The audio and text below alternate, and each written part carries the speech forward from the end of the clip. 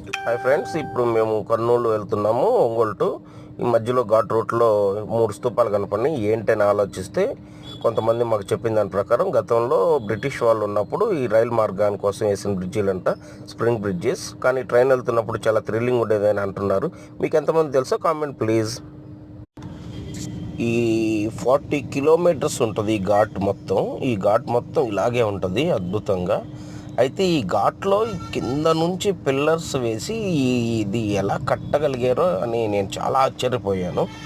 కానీ ఆ రోజుల్లో మనం లేము, కానీ ఉంటే ఆ థ్రిల్లింగ్ చాలా వేరుగా ఉండేది.